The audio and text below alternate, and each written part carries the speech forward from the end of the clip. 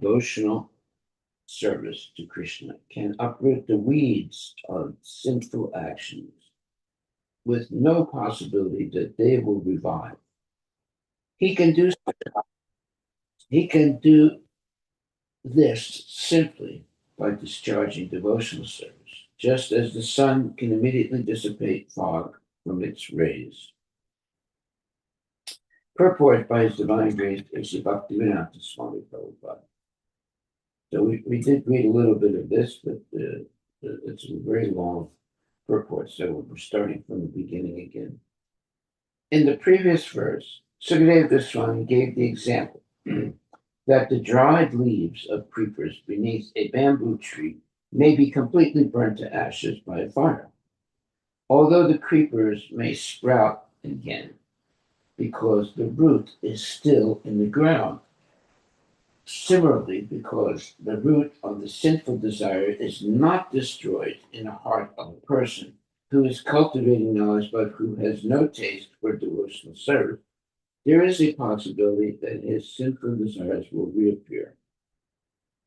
As stated in Srimad Bhagavatam 10.14.4, Shreyan Shrutim Bhaktim Udasyate Vibo Visyanti Ye Kevala Bodha Labdaye.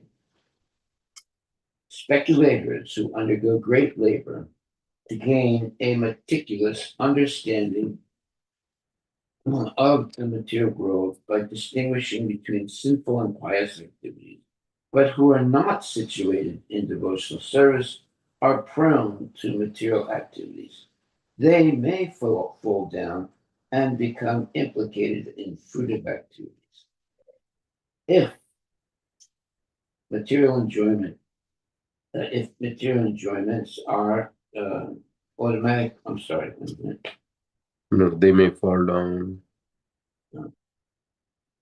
they may fall down and become implicated in fruitive activities. If one becomes attached to devotional service, however, his desires for endeavor and his desires for material enjoyment are automatically vanquished without separate endeavor. Bhakti Parasana Bhavo Virakti Anyatra Cha. If one is advanced in Krishna consciousness, material activities, both sinful and pious, automatically become distasteful to him. That is the test of Krishna consciousness. Both pious and impious activities are actually due to ignorance because a living entity, as an eternal servant of Krishna, has no need to act for his personal sense gratification. Therefore, as soon as one is reclaimed to the platform of activities and is interest, I'm On the sorry, platform of devotional service. platform of devotional service, I'm sorry, yeah, he relinquishes his attachment for pious and impious activities and is interested only in what will satisfy Krishna. This process of bhakti, devotional service to Krishna, Vasudeva Purayana, relieves one from the reactions of all activities. Since Maharaj Parikshit was a great devotee, the answers of his guru, Sukadeva Goswami, concerning Karmakanda and Jnanakanda could not satisfy him. Therefore, Sukadeva Goswami, knowing very well the heart of his disciple, explained the transcendental bliss of devotional service. The word kechit, which is used in this verse, means a few people, but not all. Not everyone can become Krishna conscious. As Krishna explains in Bhagavad Gita 7.3, Manusyanam sahasrisu kaschit jati siddhaye, jatitam apisiddhanam kaschit mam viditatvata. Out of many thousands among men, one may endeavor for perfection. And of those who have achieved perfection, hardly one knows me in truth. Practically, no one understands Krishna as he is, for Krishna cannot be understood through pious activities or attainment of the most elevated speculative knowledge. Actually, the highest knowledge consists of understanding Krishna. Unintelligent men who do not understand Krishna are grossly puffed up, thinking that they are liberated or have themselves become Krishna or Narayana. This is ignorance. To indicate the purity of bhakti, devotional service, Srila Rupa Goswami says in Bhakti Rasamrita Sindhu 1.1.11, Anya Vilasita Sunyam Jnana Karmani Anavritam Anukulyena Krishnam Sulanam Bhaktir Uttamam. One should render transcendental loving service to the Supreme Lord, Krishna, favorably and without desire for material profit or gain through fruitive activities or philosophical speculation. That is called pure devotional service. Srila Rupa Goswami further explained that bhakti is Grisagni Subhada, which means if one takes to devotional service, all kinds of unnecessary labor and material distress cease entirely, and one achieves all good fortune. Bhakti is so powerful that it is also said to be moksha lagutaki, lagutakriti. In other words, it minimizes the importance of liberation. Non-devotees must undergo material hardships because they are prone to commit sinful, fruitive activities. The desire to commit sinful actions continues in their hearts due to ignorance. These sinful actions are divided into three categories: pataka, mahapataka, and atipataka, and also two divisions, prarabdha and aparabdha. Prarabdha refers to sinful reactions from which one is suffering at the present, and aparabdha refers to sources of potential suffering. When the seeds or bija of sinful reactions have not yet fructified, the reactions are called aparabdha.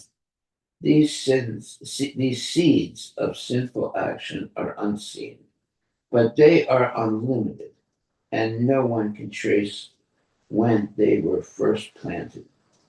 Because of parabdha, sinful reactions that have already fructified, one is seen to have taken birth in a low family or to be suffering from other miseries. When one takes to devotional service, however, all phases of sinful life, including parabdha and aparabdha and bija, are vanquished.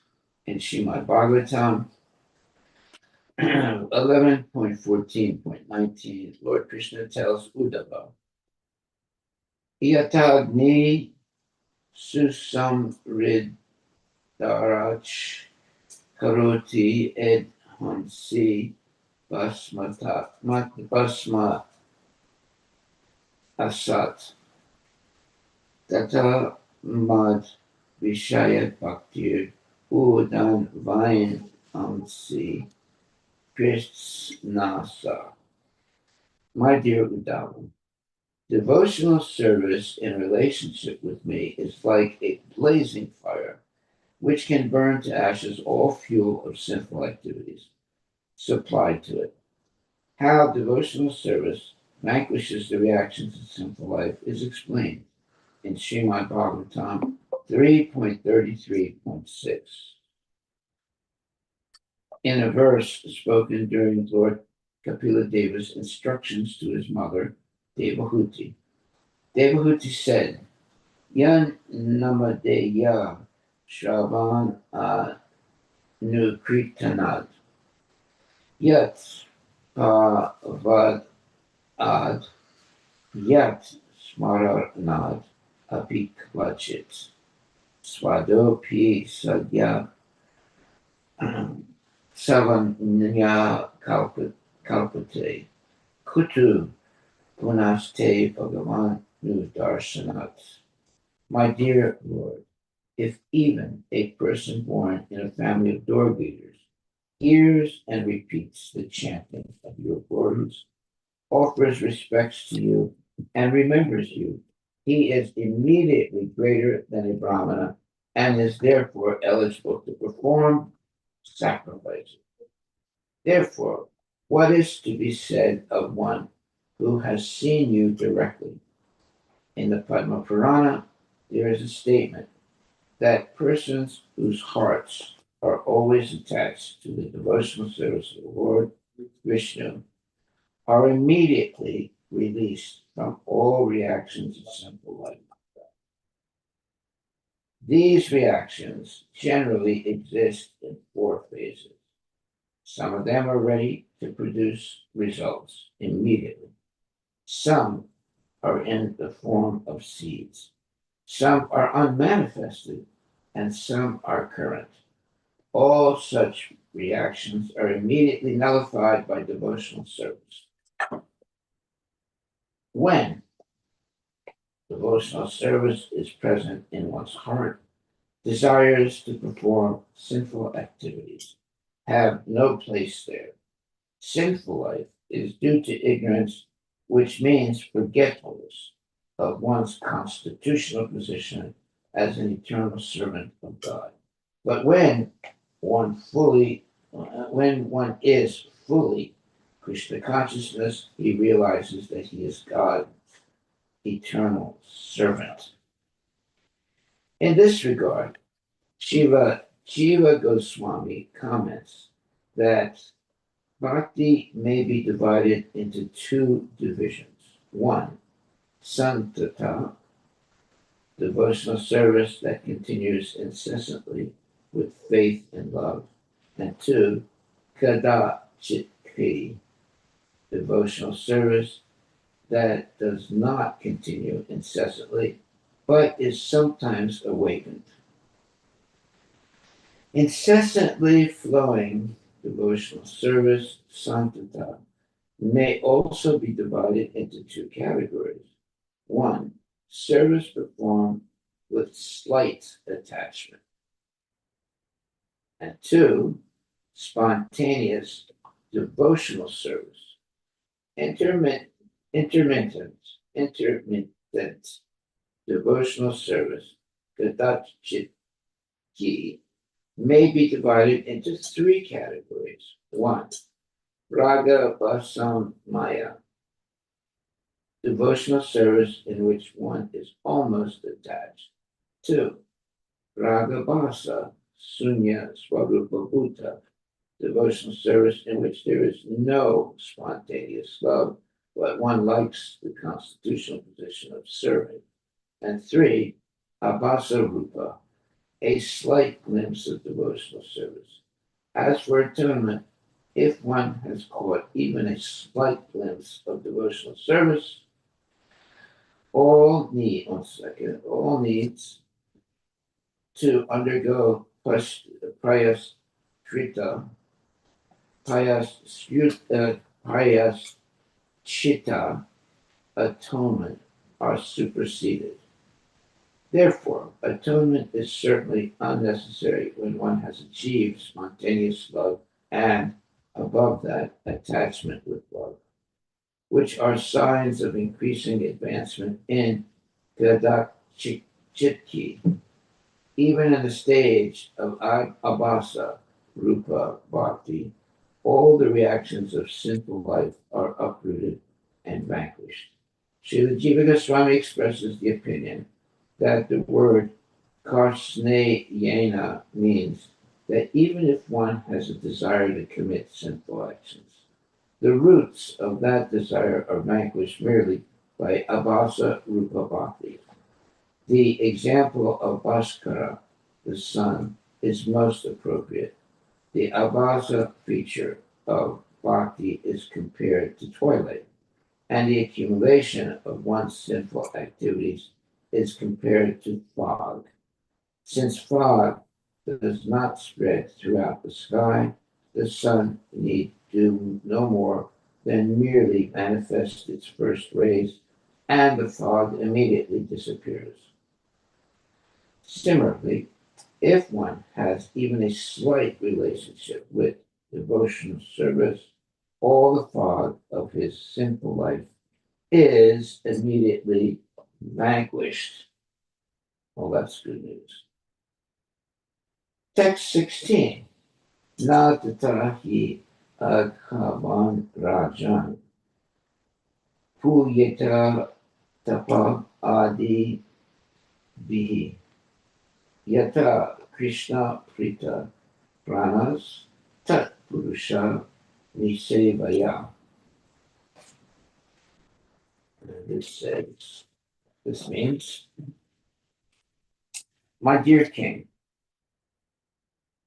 if a sinful person engages in the service of a bona fide devotee of the Lord, and thus learns how to dedicate his life unto the lotus feet of Krishna, he can be completely purified. One cannot be purified merely by undergoing austerity, penance, brahmacharya, and other methods of atonement I have previously described. Let's read that again because that's important verse.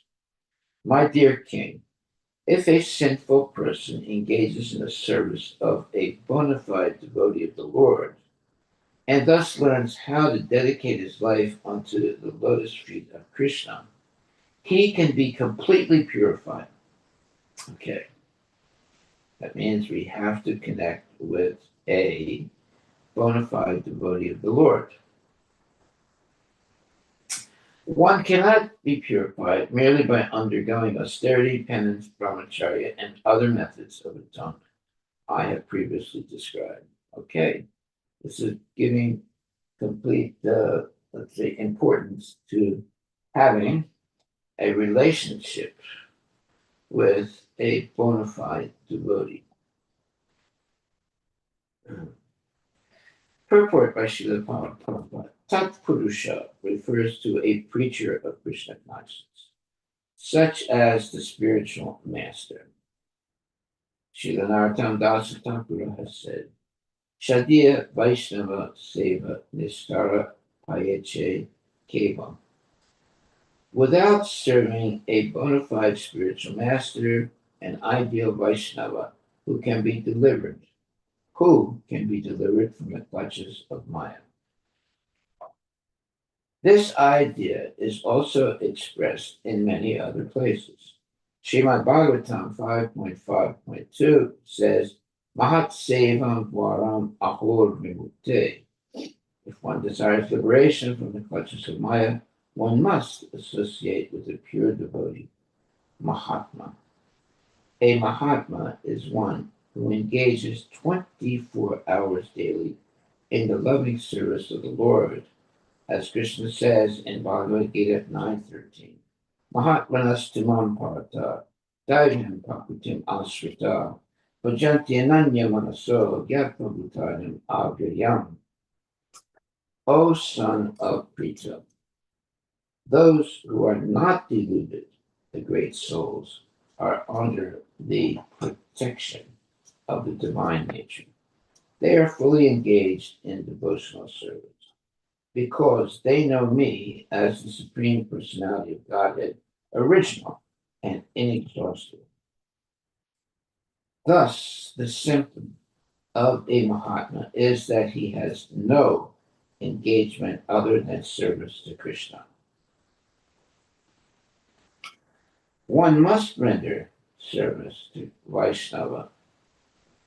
a Vaishnava in order to get freed from sinful reactions, revive one's original Krishna consciousness, and be trained in how to love Krishna.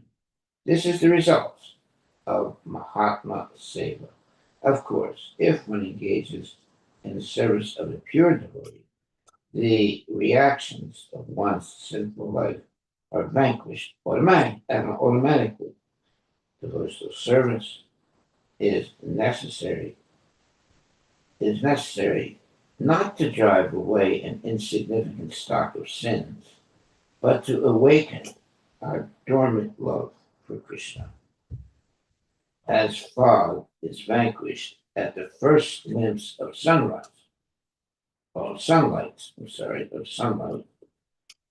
one's sinful reactions are automatically vanquished as soon as one begins serving a pure devotee. No separate endeavor is required. Haribol. And we should definitely be in the association of a pure devotee. The word Krishnarpita Prana refers to a devotee who dedicates his life to serving Krishna, not to being saved from the path to hellish life, not to being saved from the path to hellish life. A devotee is Narayana Parayana or Vasudeva Parayana, which means that the path of Vasudeva or the devotional path is his life and soul. Narayana Purana Sarve na Kutaschana Bhivyate Bhagavatam 6.17.28. Such a devotee is not afraid of going anywhere.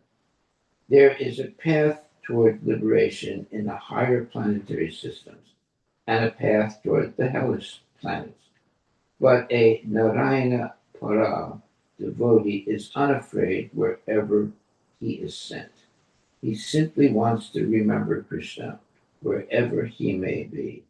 Such a devotee is unconcerned with hell and heaven. He is simply attached to rendering service to Krishna. When a devotee is put into hellish conditions, he accepts them as Krishna's mercy. Tate Nukampam Samikshamana Bhagavatam 10:14-8. He does not protest. Oh, I am such a great devotee of Krishna. Why have I been put into this misery? Instead, he thinks, this is Krishna's mercy. Such an attitude is possible for a devotee who engages in the service of Krishna's representative. This is the secret of success. In other words, one should never be disturbed by any condition of life. One should be satisfied that Krishna is giving an opportunity to serve, whether it's in very bad conditions or in very good conditions. The devotee does not object being a servant in bad situations. He is happy to engage in any situation in order to represent Krishna properly and help all conditioned souls become free from Maya. Text 17. Sadrichino I ayam loke panta shemo kuto maya susila sadavo yatra narayana parayana. The path followed by pure devotees who are well trained, behaved, and fully endowed with the best qualifications is certainly the most auspicious path in this material world. It is free from fear, and it is authorized by the Shastras. Purport by His Divine Grace A.C. Bhaktivedanta Swami Prabhupada. One should not think that the person who takes to bhakti is one who cannot perform the ritualistic ceremonies recommended in the Karma Kanda section.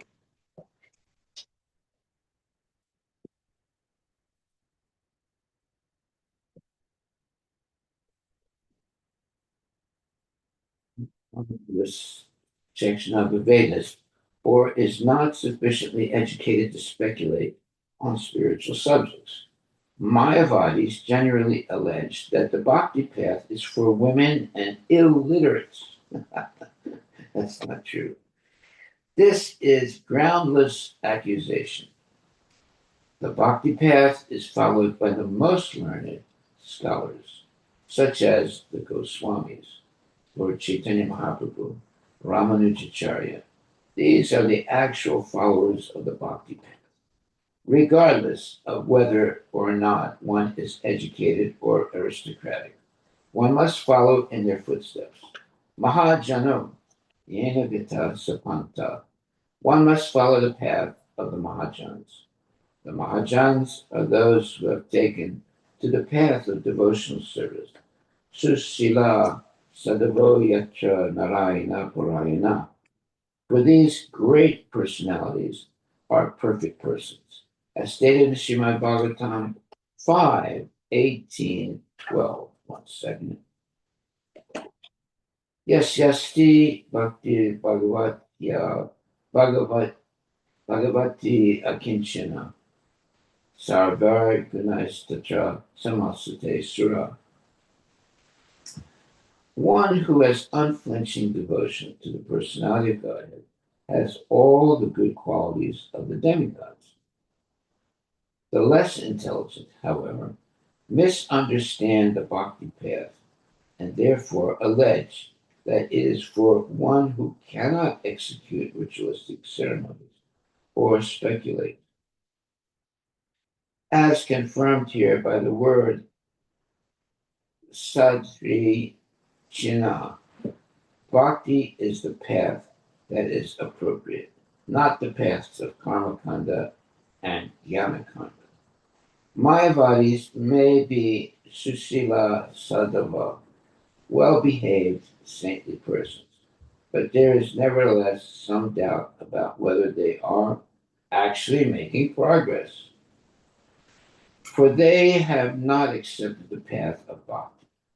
On the other hand, those who follow the path of the acharyas are susila and sadhava, but furthermore, their path is akuto bhaya, which means free from fear. One should fearlessly follow the 12 Mahajans and their line of disciplic succession, and thus be liberated from the clutches of Maya. Text 18. My dear king, as a pot containing liquor cannot be purified even if washed in the waters of many rivers, non-devotees cannot be purified by processes of atonement, even if they perform them very well. That is an interesting verse. Purport: to take advantage of the methods of atonement, one must be at least somewhat devoted. Otherwise, there's no chance of one's being purified. It is clear from this verse that even those who take advantage of karma kanda and jnana kanda, but are not at least slightly devoted, cannot be purified simply by following these other paths.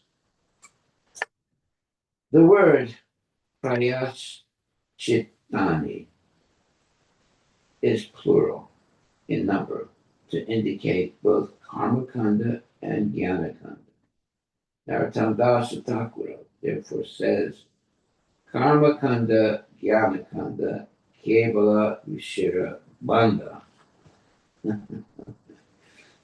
Thus, Narottam Das Thakur compares the paths of karma kanda and jnana kanda to pots of poison.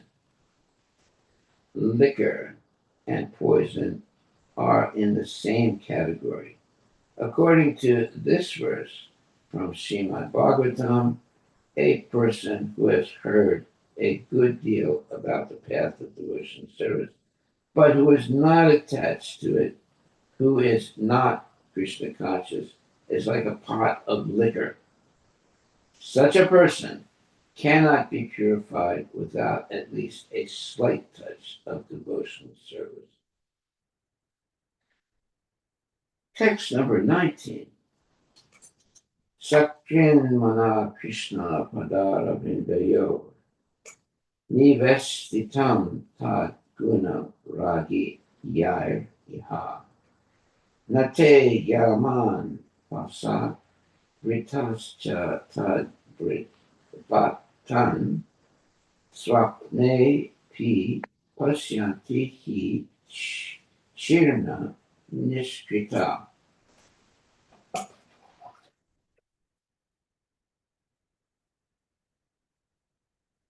And this verse says, one second, let me fix my book here. Although not having full realized Krishna, persons who have even once surrendered completely unto his lotus feet and who have become attracted to his name, form, qualities, and pastimes are completely freed from all sinful reactions.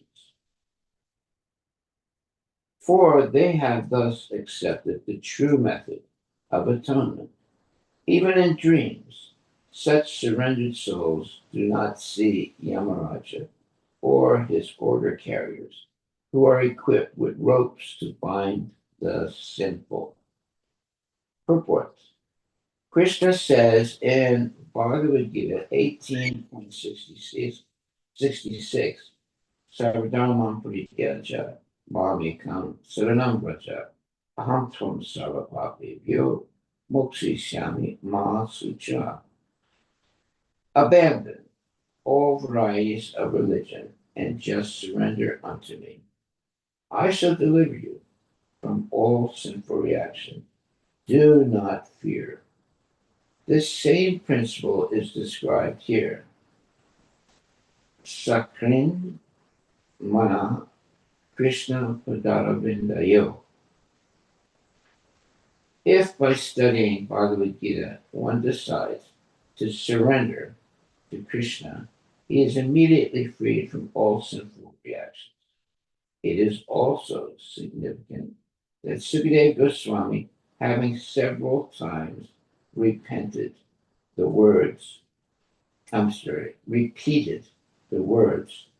Vasudeva Parayana and Narayana Parayana, finally says Krishna Pada Ravindayo. Thus, he indicates that Krishna is the origin of both Narayana and Vasudeva.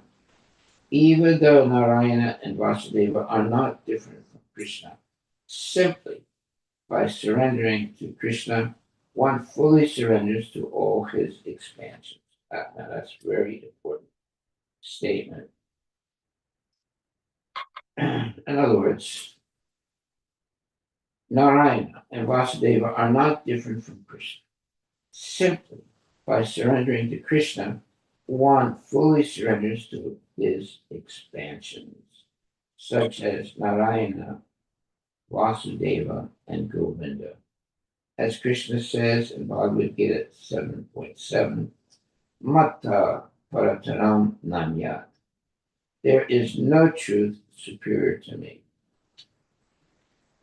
There are many names and forms of the Supreme Personality of Godhead, but Krishna is the supreme form. Krishnastu Bhagavan Swayam. Therefore, Krishna recommends to neophyte devotees that one should surrender unto him only. Mam Ekam. Because neophyte devotees cannot understand what the forms of Narayana, Vasudeva, and Govinda are. Krishna directly says, Mam Ekam. Herein, this is also supported by the word Krishna Padaravindayo. Narayana does not speak personally, but Krishna or Vasudeva does, as in Bhagavad Gita. For example, Therefore, to follow the direction of Bhagavad Gita means to surrender unto Krishna, and to surrender in this way is the highest perfection of Bhakti Yoga. Well, when it says in this way, what does it mean? Mamikam, herein this is also supported. And Govinda um, or Krishna directly says, Man ekam, herein this is also supported by the words Krishna Padara Vindaya. Narayana does not speak personally, but by the word Krishna Padara Vindaya, Narayana, does not speak. Let's see, take a look at this carefully. Herein, this is also supported by the word Krishna Padara Vindaya. Narayana does not speak personally, but Krishna or Vasudeva does, as in Bhagavad Gita, for example. Therefore, to follow the direction of Bhagavad Gita means to surrender unto Krishna, and to surrender in this way is the highest perfection of Bhagavad Bhakti Yoga, Okay. So this is giving a lot of importance to the what you would call Bhagavad Gita. It's the quintessential text of all Vedic literature, and it should be read and reread many times. Parikshit Maharaj had inquired from Sukadeva Goswami how one can be saved from falling into the various conditions of hellish life. In this verse, Sukadeva Goswami answers that a soul who has surrendered to Krishna certainly cannot go to Naraka, meaning hell, hellish existence. To say nothing of going there, even in his dreams, he does not see Yamaraj or his order carriers who are able to take one there. In other words,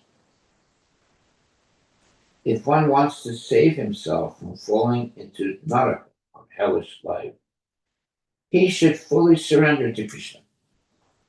Yes, he should fully surrender to Krishna. 1 second. The word sakrit is significant because it indicates that if one sincerely surrenders to Krishna once, he is saved, even if by chance he falls down by committing sinful activities. Therefore, Krishna says in Bhagavad Gita 9:30, Apichet Sudaracharo Bhajante Mam Ananyabhak Sadhur Eva Samantavya Samyak Vyavasito Hisa. Even if one commits the most abominable actions, if he is engaged in devotional service, he is to be considered saintly because he is properly situated. If one never for a moment forgets Krishna, he is safe even if by chance he falls down by committing sinful acts. Of course, the main word there is by chance, not by premeditation, but by chance. He falls down by committing sinful acts. In the second chapter of Bhagavad Gita, 2.40, the Lord also says, Nahavikrama nasosti, pratyavayo navidyate, swapam abhyasiddharmasya, trayate mahato bhaya. In this endeavor, there is no loss or diminution. What endeavor you're talking about? Devotional service. And a little advancement on this path can protect one from the most dangerous type of fear. What is that? In your next life, you'll become an animal because of sinful activity. So it protects you from that. Even by a little bit of Krishna consciousness, you're protected from becoming an animal in your next life.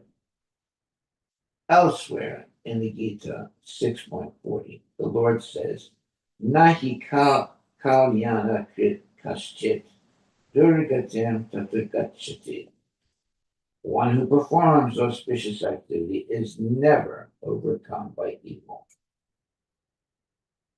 The highest kalyana, auspicious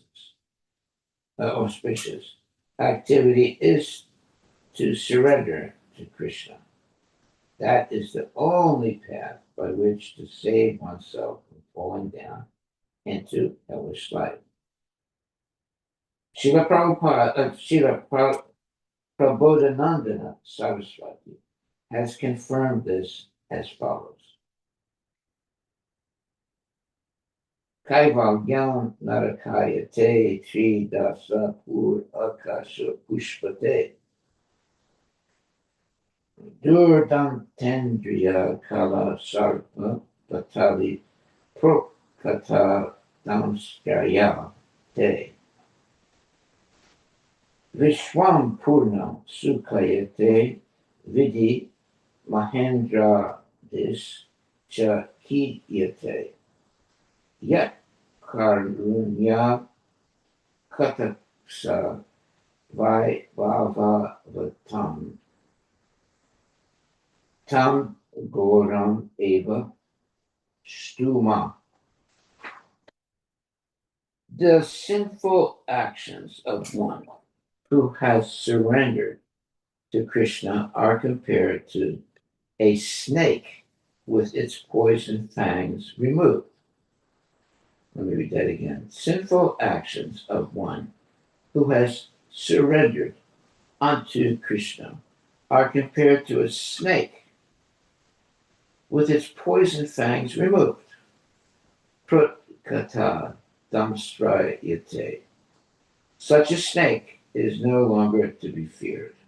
Of course, one should not commit sinful activities on the strength of having surrendered to Krishna. However, even if one who has surrendered to Krishna happens to do something sinful because of his former habits, such sinful actions no longer have a destructive effect. Of course, you don't want to purposely do that, but this is only in the case of an accident. Therefore, one should adhere to the lotus feet of Krishna very tightly and serve him under the direction of the spiritual master. Thus, in all conditions, one will be a kutobhaya, free from fear. Text 20. Atra chodha har antimam itihasam puratanam dutanam vishnu yamayo sambadastam nibodhame. In this regard, learned scholars and saintly persons describe a very old historical incident involving a discussion between the order carriers of Lord Vishnu and those of Yamaraj. Please hear of this from me. Purport by Srila Prabhupada. The Puranas, or old histories, are sometimes neglected by unintelligent men who consider their descriptions mythological. Actually, the descriptions of the Puranas or the old histories of the universe are factual, although not chronological. That's important to know. The Puranas record the chief incidents that have occurred over many millions of years, not only on this planet, but also on other planets within the universe. Therefore, All learned and realized Vedic scholars speak with references to the incidents in the Puranas. Srila Rupa Goswami accepts the Puranas to be as important as the Vedas themselves. Therefore, in Bhakti Rasamrita Sindhu, he quotes the following verse from the Brahma Yamala. Shruti Smriti Purana Di Pancharatra Vidimbina Aikantiki Harir Bhaktir Utpataya Kalpate. Devotional service of the Lord that ignores the authorized Vedic literature like the Upanishads, Puranas, and Narada Pancharatras is simply an unnecessary disturbance in society. A devotee of Krishna must refer not only to the Vedas, but also to the Puranas. One should not foolishly consider the Puranas mythological. If they were mythological, Sukadeva Goswami would not have taken the trouble to recite the old historical incidents concerning the life of Ajamila. Now the history begins as follows. Text 21. Kanya Kubje Vija Kashchit Dasi Patir Ajamila Namna Nasta Sadacharo Dasya Samsarga Dusita. In the city known as Kanya Kubja, there was a Brahmana named Ajamila who married a prostitute, maidservant, and lost all his Brahminical qualities because of the association of that low class woman.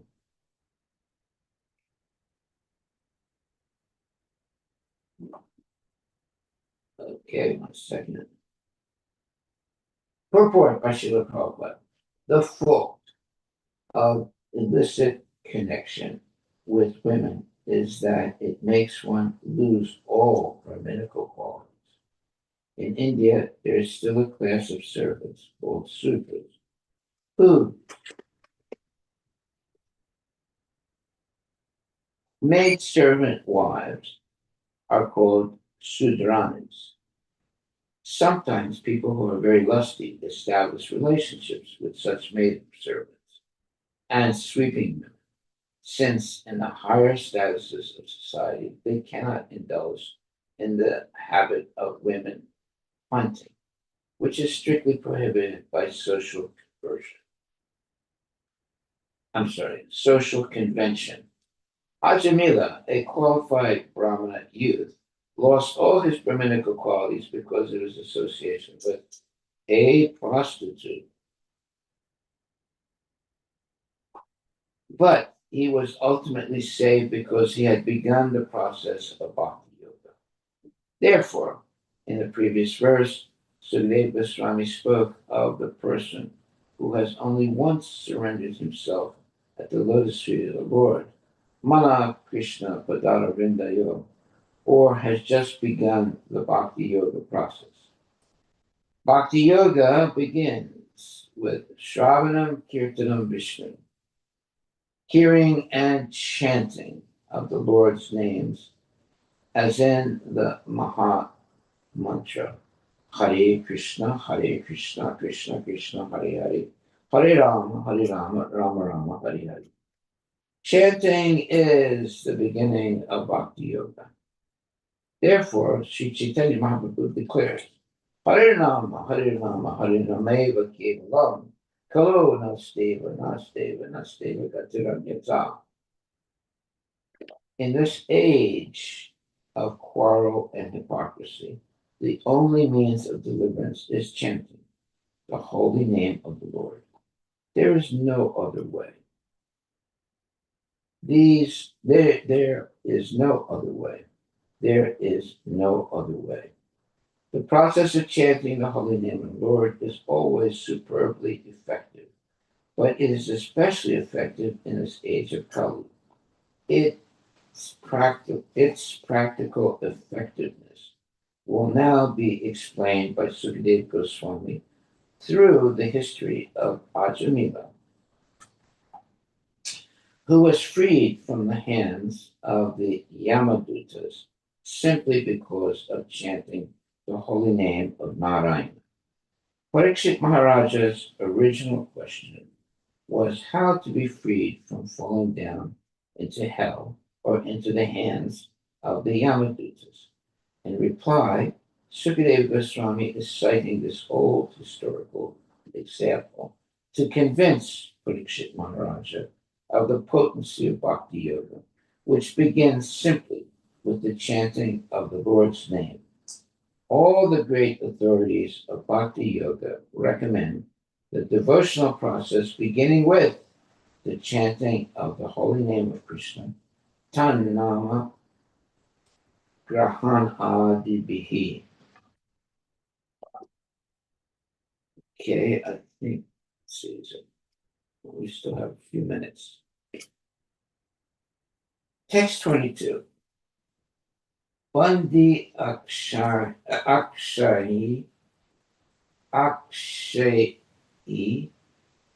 Kaitavas Shor Yati Garhitam Vitim Astita Ibrat Kutumbam Asur Chir Yatayam Asam Dehina. This fallen Brahmana, Ajamila, gave trouble to others by arresting them, by cheating them in gambling, or by directly plundering them. This was the way he earned his livelihood and maintained his wife and children. Well, he married a prostitute. What do you expect?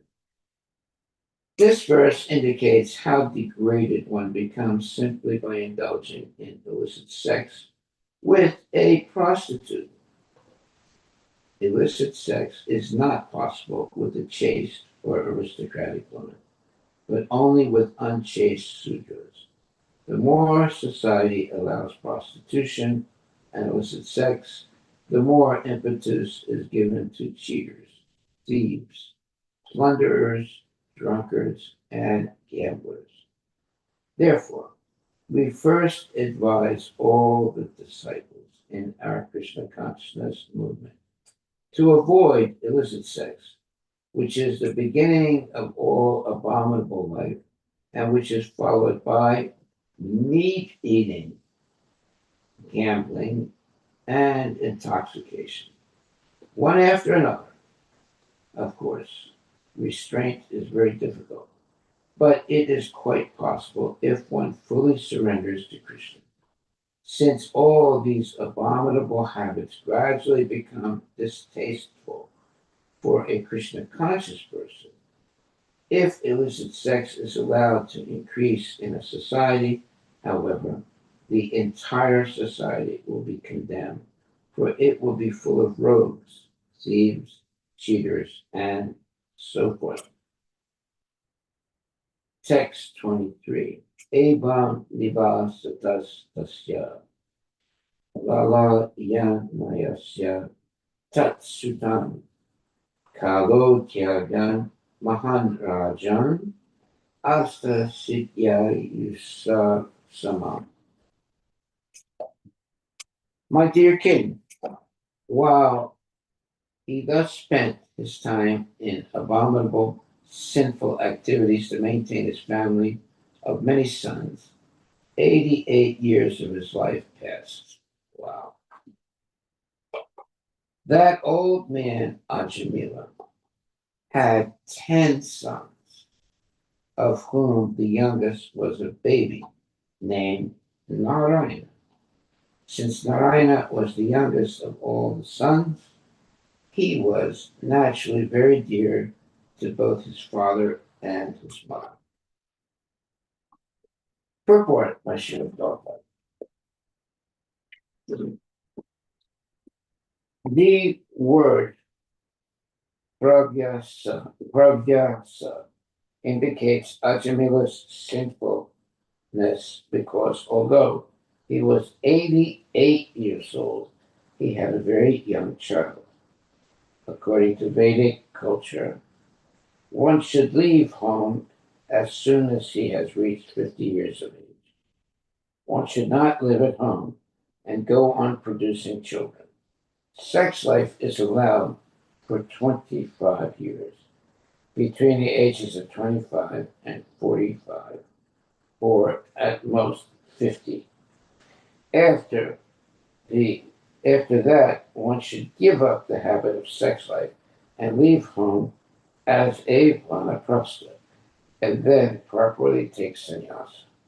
Ajamila, however, because of his association with the prostitute, lost all Brahminical culture and became most sinful, even in his so-called household life. Text 25. Sabada Hridayas Tasmin Arbake Kala Basini Nirik Samanas Tal Lilam Mamudhe Jarato Risham, because of the child's broken language and awkward movements. Old Ajamila was very much attached to him. He always took care of the child and enjoyed the child's activities. Purport by Srila Prabhupada.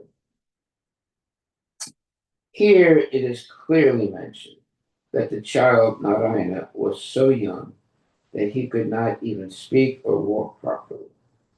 Since the old man was very attached to the child, he enjoyed the child's activities, and because the child's name was Narayana, the old man always chanted the holy name of Narayana. You see the benefit of Vedic culture. You name children with names of pure devotees or names of God. Although he was referring to the small child and not to the original Narayana, the name of Narayana is so powerful that even by chanting his son's name, he was becoming purified. Harinama, Harinama, Harinameva Kim. Even by chanting his son's name, he was becoming purified. Srila Rupa Goswami has therefore declared that if one's mind somehow or other attracted by the holy name of Krishna, tasmat cannot be upayena mana Krishna nivesayet, one is on the path of liberation. It is customary in Hindu society for parents to give their children names like Krishna Das, Govinda Dasa, Narayana Dasa, and Vrindavana Dasa. Thus, they chant the names of Krishna, Govinda, Narayana, and Vrindavana, and get the chance to be purified. Okay, my dear devotees, if you have children, you should give them names like Krishna Das, Govinda Das, Narayana Das, Vrindavana Das. That way you'll be chanting the holy names of the Lord and you'll be able to remember the names of the Lord when you are at the moment of death and you go back to Godhead. Okay, one more verse and we'll stop. When Ajamila chewed food and ate it, he called the child to chew and eat. And when he drank, he called the child to drink also. Always engaged in taking care of the child and calling his name, Narayana, Ajamila could not understand that his own time was now exhausted and that death was upon him. Yeah, he was so enamored, overwhelmed, attached to his son, his youngest son. He had other sons, but his youngest son, that he was always saying his name. Narayana, come here. Narayana, where are you? Where are you? Narayana, please listen to what I say. So he was always chanting the name of Narayana. Purport by Srila Prabhupada. The Supreme Personality of Godhead is kind to the conditioned soul. Although this man completely forgot Narayana, he was calling his child, saying, Narayana, please come eat this food. Narayana, please come drink this milk. Somehow or other, therefore, he was attached to the name Narayana. This is called Agyata Sukriti. Although calling for his son, he was unknowingly chanting the name of Narayana. So that's what Agyata Sukriti means. Un, what unknowingly making spiritual advancement. And the holy name of the Supreme Personality of Godhead is so transcendently powerful that his chanting was being counted and recorded. Okay, I think we'll stop right there. It gets really interesting after this point. Really, very, very interesting. But we'll leave that for tomorrow. So, are there any questions or comments, my dear devotees? Any questions or comments on what we have heard today?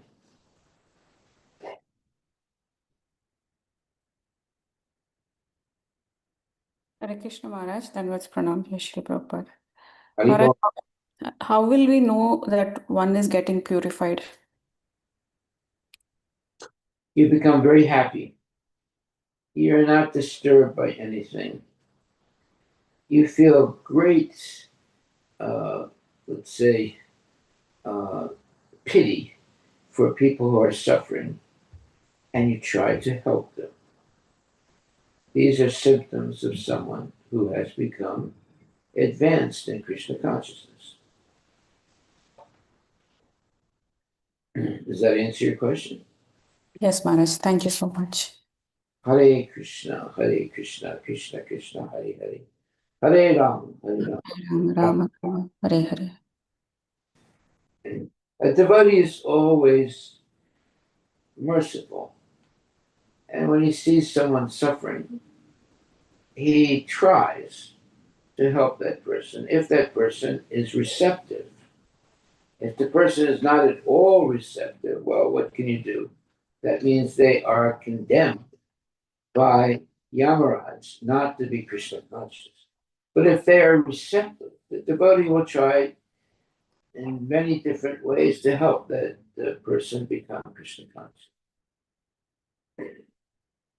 Okay, well, I think we'll stop there today. Text 27 will start tomorrow.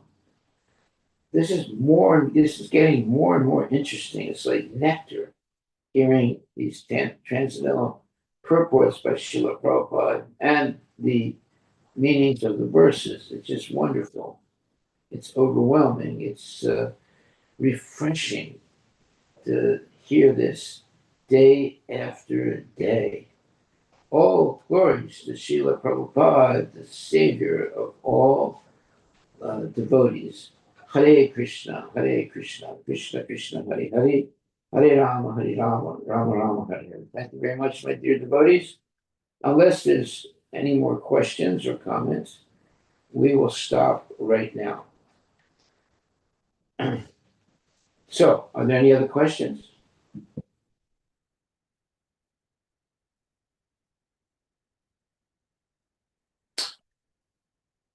Okay, please have a very good day today and follow and meditate on the takeaway for today.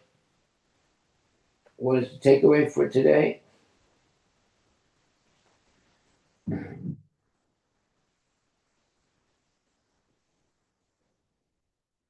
It is the following. When the time, oh, I'm sorry.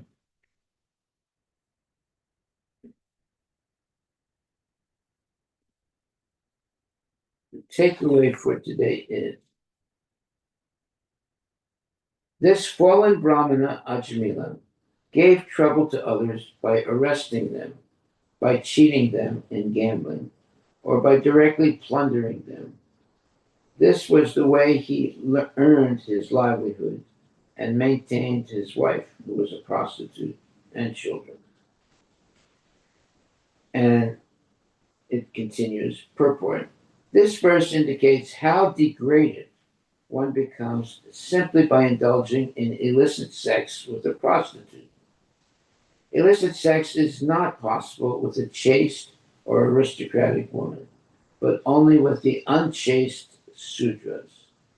The more society allows prostitution and illicit sex, the more impetus it gives to cheaters, thieves, plunderers, drunkards, and gamblers. Therefore, we first advise all disciples in our Krishna consciousness movement to avoid illicit sex, which is the beginning of all abominable life, and which is followed by meat eating, gambling, and intoxication, one after another. Of course, restraint is very difficult, but it is quite possible if one fully surrenders to Krishna. Since all these abominable habits gradually become distasteful for a Krishna conscious person, if illicit sex is allowed to increase in a society, however, the entire society will be condemned, for it will be full of rogues, thieves, cheaters, and so forth. That is our takeaway for today.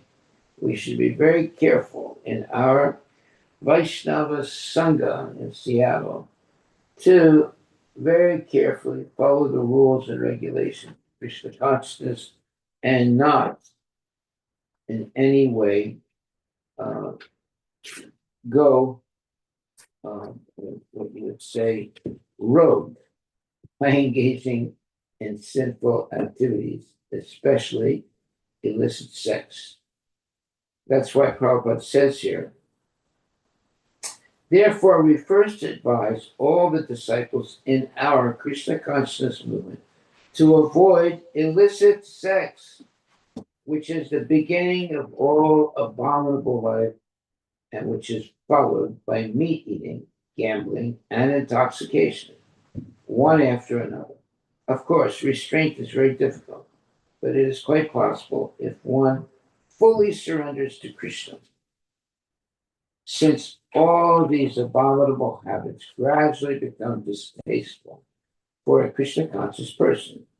If illicit sex is allowed to increase in a society, however, the entire society will be condemned, for it will be full of rogues, thieves, cheaters, and so forth. Okay, so this is advice by Srila Prabhupada.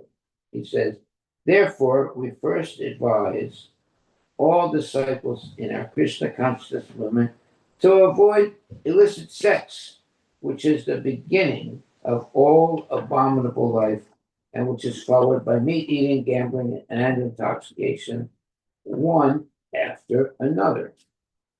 Okay, so this is very, very important advice to all of our devotees. Thank you very much, my dear devotees. If there are no questions, we will stop here. If there is a question, I will try and answer it. If not, thank you very much. Have a very good day. And above all, avoid illicit sex. That is our lesson today and our takeaway today. Hare Krishna, Krishna Krishna, Hare Hare. Hare Rama, Rama Rama, Hare Hare. Thank you, my dear devotees.